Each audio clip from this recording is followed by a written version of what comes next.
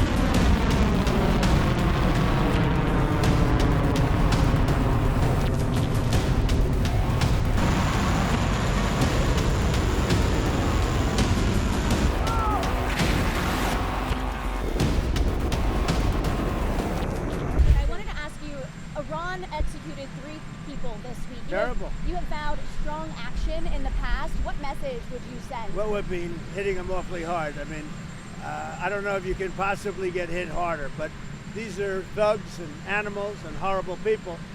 But you can't hit anybody harder than we've hit them. But I'm not surprised. They executed 3 young people for protesting. And do you plan to escort those ships through the Strait of Hormuz with or without allies? We're doing very well there. We're doing very well overall. You know, we don't use the Strait. We don't. The United States. We don't need it. Europe needs it. Korea, Japan, China, a lot of other people. So they'll have to get involved a little bit on that one. Mr. President, do you still want South Korea support the United States? Yeah. What about it? Do you still want South Korea support? Well, I love South Korea. We have a great relationship with South Korea. We're helping South Korea a lot. Mr. President, do you think Israel will be ready to end the war when you're ready to end the war? So. Mr. President, Mr. President. The relationship's a very good one. I think so. Mr. President. We want more or less similar things. You know what we want? We want victory, both of us, and that's what we've got. Mr. President. What's your plan for Cloud Island? What's your plan for Cloud Island? You know, I may have a plan or I may not, but how would I ever say that to a reporter? If I said that to a reporter, Marker would say, please, sir, let's bring you over to the helicopter immediately. Right? No, I can't tell you that. Mr. President, the economic pain. Certainly a place that's people are talking about, but I can't say. Yeah. Are you ruling out ground troops there, though? Epic Fury affect talks with Russia on Ukraine? What about it? Are the talks on back burner right now because of no, we're talking about it. I think it'll get done. When do you expect the next round of talks to take place? They take place almost every day. We're making a lot of progress. Mr. President, you said that the war was militarily won in Iran. What did you mean by that? You said the war was militarily won in Iran. What did you mean by that? Oh, I think we've won. We've knocked out their Navy, their Air Force. We've knocked out their anti-aircraft. We've knocked out everything. We're roaming free. From a military standpoint, all they're doing is clogging up the Strait. But from a military standpoint, they're finished. So how much longer should the American people expect?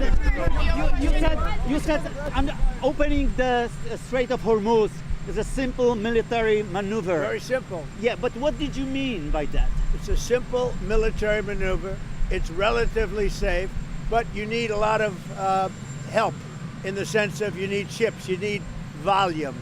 And NATO could help us, but they so far haven't had the courage to do so.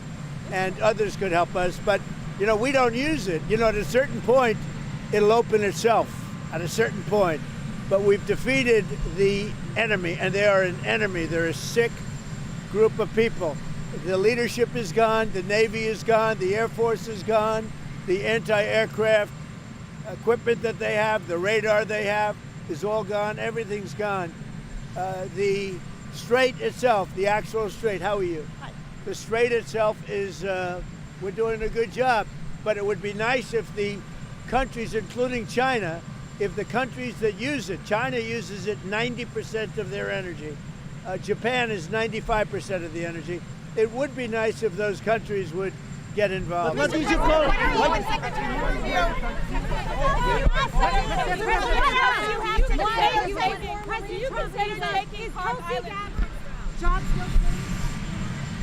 What? I thought she did a good job yesterday. The American bases in Europe, Lindsey Graham has asked for you to reconsider the American bases in Spain, in Germany, after what they have done in the Strait of Hormuz. What's your take? Well, it deserves. He's right about asking that, and I think NATO's gone down a long way because they haven't. I mean, they should be helping with the Strait. They get much of their energy from the Strait of Hormuz, and if Lindsey Graham said that, and don't forget, he was the big NATO guy for a while, and now he's not. And a lot of senators and congressmen, they were big. They're very upset with the fact that NATO has done nothing. Pope Leo is calling for a ceasefire in the middle. Pope Leo is calling for a ceasefire in the Middle East and to reopen dialogue. What do you say to the Pope? Well, sir? look, we can have dialogue, but we don't. I don't want to do a ceasefire. You know, you don't do a ceasefire when you're literally obliterating the other side. They don't have a Navy. They don't have an Air Force. They don't have any equipment they don't have any spotters. They don't have anti-aircraft. They don't have radar, and their leaders have all been killed at every level. We're not looking to do that. Thank you. Thank you. Sir, Chuck Norris.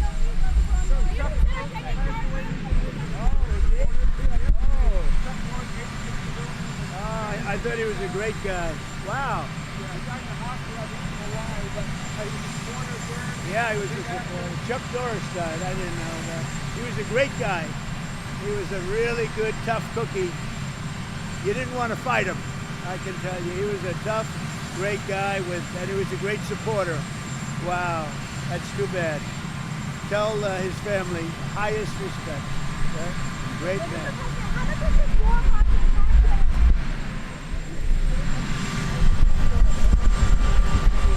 I know him. I get along with him great, and I probably would. Do you want to make a deal with him? Do you want to make a deal with Vito Bellower? Well, I get along with him very well. President, are you deploying the additional troops for deterrence or to optimize your operational capability? Well, I would say this, that if I told you the answer to that question, my military people would be very happy. So we have a lot of troops, we have unlimited ammunition, we have the greatest equipment in the world, and we are decimating Iran. It's about time. And frankly, it should have been done long before me. It should have been done before other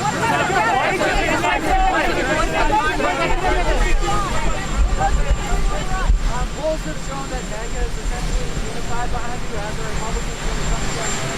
There's been reports that the United States might be sending 2,500 Marines to the Middle East. Are you concerned that a move like that could potentially change the unity? Well, I don't know. I seem to have great support because CNN came out with a poll today that I'm at 100%. And they said they've never seen a poll like that. The CNN poll said I'm at 100%, and they've never seen that before, which is an honor. I was impressed that CNN would do that. But as far as troops are concerned, I can't tell you what we're doing. Mr. President, you took issue with Australia, Japan, and South Korea this week. Yeah, I was very surprised. Very surprised about Australia and what? What would you like them to do? Well, they should get involved, and I was a little bit surprised that they said no, because we always say yes to them. What did Australia say no to? What did Australia say no to? Have said that they'll allow the U.S. to use air bases to defend the Strait of Hormuz. What's your response to that? Well, it's been a very late response in the UK. Surprised because the relationship is so good, but this has never happened before. They were really pretty much our first ally, all over the world, first ally, and they didn't want us to use the island, the so-called island, which for some reason they gave up rights to it, and I was a little surprised at the UK, to be honest with you. They should have acted a lot faster. Have you spoken with the Prime Minister? I have. They should have acted a lot faster. Mr. President. Did you see that your former press secretary, Sarah Sanders, was asked to leave a restaurant by staff who felt threatened by her politics? Well, her politics are right down the center. She's a good person, and that shouldn't have happened. Where did that take place, here or in Arkansas? In Arkansas. Wow, in Arkansas. That's very surprising. I love Arkansas. I won that state by so much. I think that Sarah's going to be just fine, but it's too bad. She's a good woman, Sarah. Mr. President, the price of oil is way up. The stock market is down. Did you miscalculate the cost of going into Iran? No. We're not giving a nuclear weapon to terrorist thugs, and we're knocking the hell out of them. Their Navy's gone, their Air Force is gone, their leaders are gone, their anti-aircraft is gone, everything's gone. But did you expect the economic No, I expected worse, actually. Mr. President, you still support... I thought that oil prices would go much higher when I did this. You still support... We just set every record in the book, with Dow, with the S&P. Dow had 50,000, S&P had 8,000, 7,000, and at levels, at speed like nobody's ever seen before. But I said I have to go off in that path, and I have to take a little journey. We have to get and he would agree, but he's not going to say it. And this is not St. Patrick's Day, by the way. What are you doing with that tie? But we had to go off on a circuitous path and take care of business, and we are in the process of doing it. And I'll tell you, I think we're weeks ahead of schedule. My Secretary of State is very happy. Do you have a question for Marco? Yes. How soon? President Trump said this week that he can take Cuba. How soon can that happen? Well, I mean, Cuba's a disaster, and it's because of their communist government. It doesn't work. So I don't have any news for you on that today, other than that's been going on for 67 years. They're a disaster. It's the worst it's ever been. And what are you guys hearing from your Senate colleagues about the chances of the Save America Act passing? Well, it seems to be doing okay. It's voter ID. You have to have citizenship to vote. And I'm hearing very good things. I mean, I was hearing negative things because the Democrats are all against voter ID. They're all against citizenship to vote. They're against transgender. You know, they like the transgender thing with mutilization of your children. All of the things that we talk about. You know, we added two little elements. No men in women's sports, right? You know that. We added that. And when you add them all up, whether you take 4 or 5, I think they're all 95 to 99% issues. I hear it's going, look, it should be an easy pass, but we need Democrat votes. They don't want to approve voter ID because they cheat. They don't want to approve citizenship. In other words, we want to have citizenship in order to vote. You have to prove your citizenship.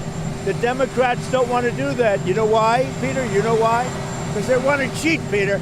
Now, speaking of something that's more pleasant, see that? It's going to be the greatest ballroom anywhere in the world. Nothing like it.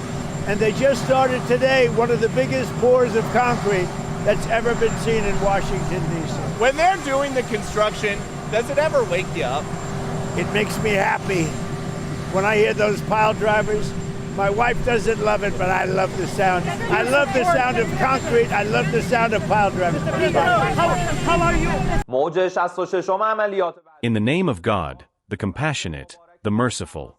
Wave 66 of Operation Promise of the Faithful Four, with the blessed code Yazara, peace be upon her, targeted objectives in the heart and south of the occupied territories, Tel Aviv, and American terrorist army bases in the region, was successfully executed with God's grace. In this wave, advanced solid and liquid fuel precision-guided systems, and multiple warheads, including Karam Sharbreaker and Khyber Breaker, medium-range Qayyam and Zulfikar, and destruction drones were used. Following this wave, attacks on West Jerusalem, Haifa, and the Al-Zafra base of the American terrorist army in the region were successfully executed with God's grace. During the time of awaiting the arrival of Imam Mahdi, may God hasten his arrival, on the final morning of the blessed month of Ramadan, with the help of God Almighty and with the prayers of you, the faithful people, the 67th wave of the next Operation Promise of the Faithful Four, with the blessed code Yasahib al-Zaman, Lord of the Time, was dedicated to the late, esteemed Brigadier General Ali Muhammad Naini, the spokesperson of the Islamic Revolutionary Guard Corps, and his martyred brother. We opened the gates of fire and pain upon the hidden nests of American soldiers and their radar equipment in the region, and the military infrastructure of the occupied Palestinian territories, with a train of heavy missiles and a rain of drones. In this operational wave, the Ali Salem Base, the Aerospace Drone Command, aircraft maintenance and repair hangars, helicopter equipment and support facilities, and the Operations Center of the U.S.-led coalition forces, early warning radar systems and missile defense, and the U.S. gathering point at Al Wafa Base, were precisely targeted with long-range and medium-range solid and liquid fuel systems, with God's grace. Furthermore, satellite, radar, and air defense centers of the Zionist regime in the center, south, and north of the occupied territories were effectively targeted. Today, in addition to the physical dismantling of the enemy, they have also become a symbol of internal collapse. The sudden withdrawal of the USS Gerald R, the U.S. Navy's aircraft carrier, from the battlefield, and the failure to provide military support to the tired and defeated American forces in West Asia exposed the hollowness of arrogant material power.